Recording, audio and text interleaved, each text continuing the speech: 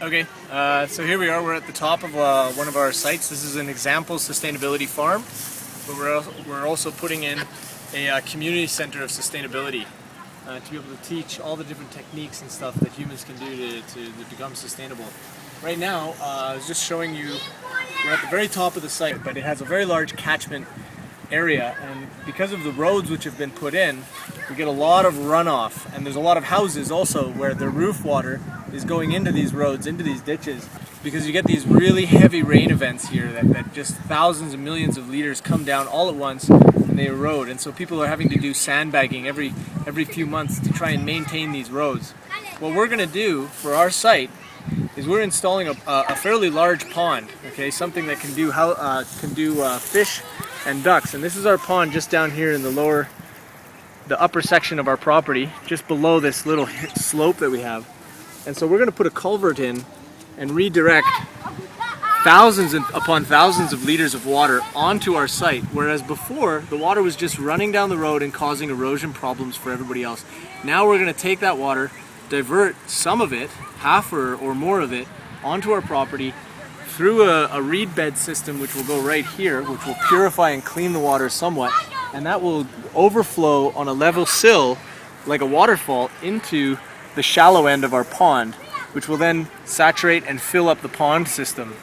Now a pond like this, because we're digging it in, it might take 2 to 3 years to actually hold water throughout the whole year. So we're going to watch a lot of that water initially saturate into the landscape and soak into the land, which increases the overall fertility and growth rates of all the species on our property.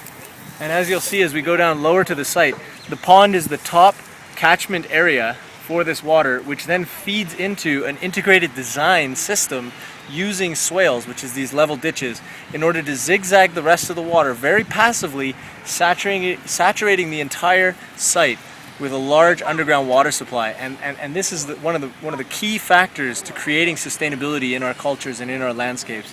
How do we control water?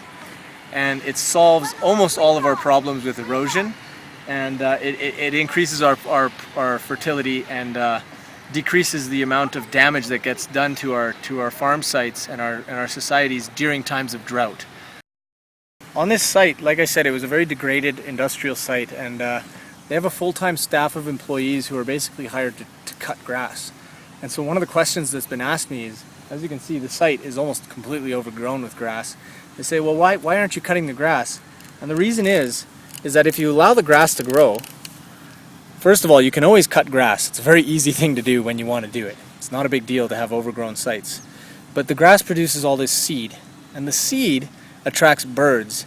And birds eat on the site, because now I've produced and I've allowed the food of what birds want to be produced on the site. So on this site, now that I've allowed the grass to grow, I have an abundance of bird species that are coming back here. And what do? They poo. They poo. Everywhere they're eating, they poo. Birds are very small, so in and out, in and out, in and out. That's phosphorus, that's nitrogen, that is fertilizer at its simplest, easiest form. As in, I don't have to do any work. I just let the grass grow and the birds come and they're fertilizing the ground for me. Furthermore, when I do cut the grass, the longer I've allowed it to grow, the more organic matter, both above and below the ground, I'm supplying to my system. So now that the grass is full grown, some of them are very large. Now that this grass is full grown, of course you don't see the birds because we're standing here. This is a much more organic matter, and all of this mass that's associated here is also represented underground, underneath my feet. And when I cut this, or break it down, all of that organic matter is adding to the overall fertility of my site, which is much greater now that I've let it grow throughout the wet season. And so now, as I enter into the dry season, where I get much less rain, I have all of this organic matter sitting on top of the ground. Wow, that just cut my finger right open. I have all of this organic matter sitting on top of my site, further retaining the water during the hot, dry season when we're not getting a lot of water, and we want to retain all that water. So all of this grass that I've allowed to grow is serving multiple purposes and giving us multiple yields that many people, in fact the entire staff here, didn't understand until you come and you show them, look, this is how nature works. This is how landscapes fertilize themselves. So during a heavy rain event, we're going to build maybe a little bridge or something, but there's a lot of water that'll be flowing right across this pathway here, which is why we've made it out of stone. Okay, and that enters into the third swale, which continues to take the water all the way to the very edge of the property there. The sunflowers are on the edge of each swale, it looks like. Yeah, you plant on the swales. I see. You plant on the swales and below them. But because you have successions of swales, you're planting all around them. Mm-hmm. Your whole property becomes a water catchment property. So, as you can see, if you follow the line of sunflowers, it goes all the way to the soccer pitch, mm-hmm. and it comes all the way to the road. And that line are perfectly on contour, meaning that it's a level ditch. Meaning that every single water particle above this site must travel underground once it hits these swales. Anyway, so from one seed, the sunflower is a really great teaching tool. That's one of the other reasons why I've planted so many of them. Every student that comes for the first time, first of all, sunflowers grow incredibly quickly. You put the seed in, the next day, the next morning, it's popping out and it's coming to life. That's a very good thing, especially with children. You know, you don't want them to lose interest. You want them to see how life is working. But also, the mathematics of the sunflower. By planting just one, we get thousands of seeds. Just one little task of just plugging it in the ground, and all of a sudden you have thousands of seeds. And that's what nature is doing by design. Nature is constantly multiplying fertility. It's constantly supplying a massive amounts of fertility and growth. And this is the mathematics we're working with as sustainable farmers. 1 to thousands. 1 hour of work, thousands of yields, thousands of years of yields. That's what sustainability is all about.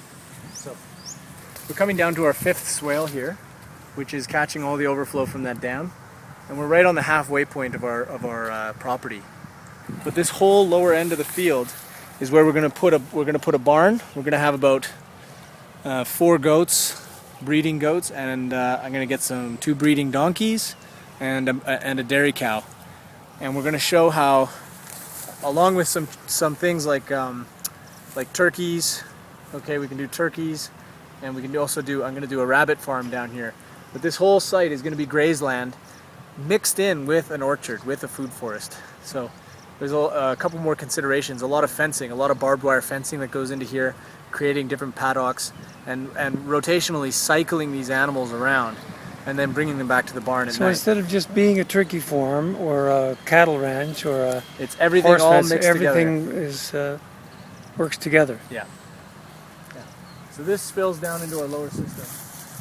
Oh, and we're in the nursery now? Yeah, we're in the nursery. So this nursery is it's a sustainable nursery, and one of the major things in sustainability is to have as much diversity as possible throughout your farm, and your society at large.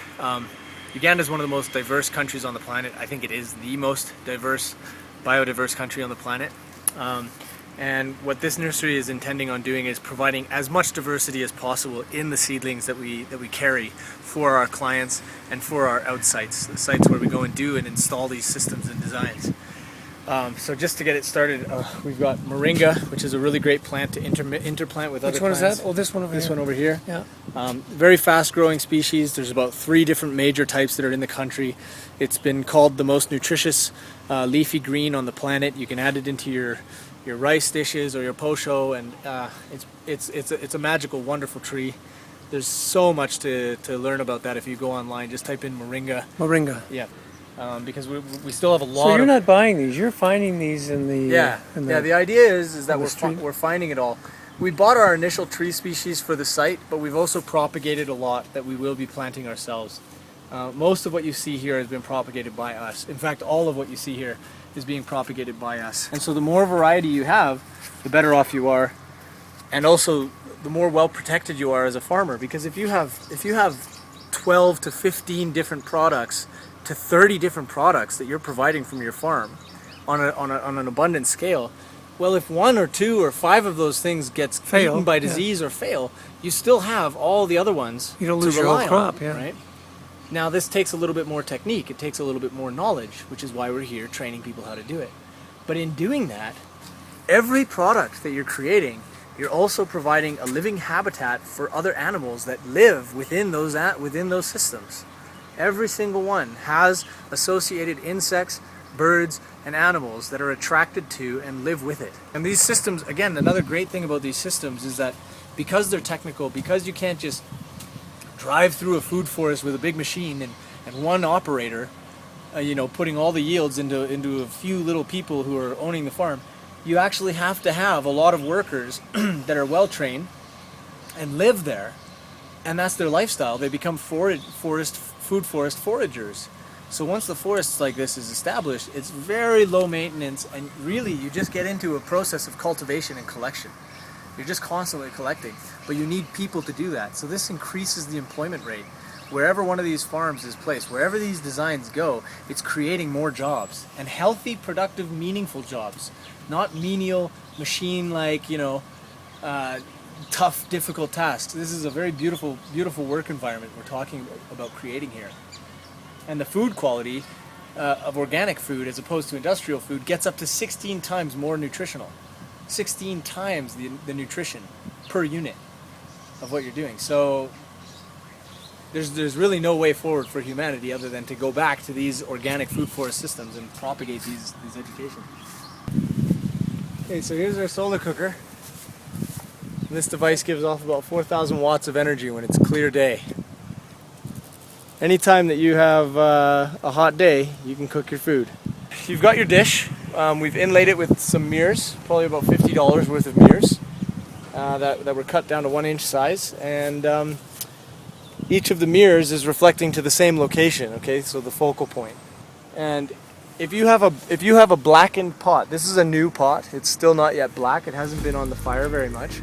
But if your pot is black, you can boil a pot this size of water in 2 minutes. It's an incredibly hot cooker. And even as you clean it, the mirrors right now aren't clean, but as you clean it, it increases the intensity of the heat. It's a great way to conserve wood, to reduce the dependency on forests, and to reduce the costs of your common household. With this heat, you can cook for about 4 families, enough food for about 4 families, any day that there's full sun. So it's one of the technologies that we're promoting because it's a very simple thing to do, very, very easy.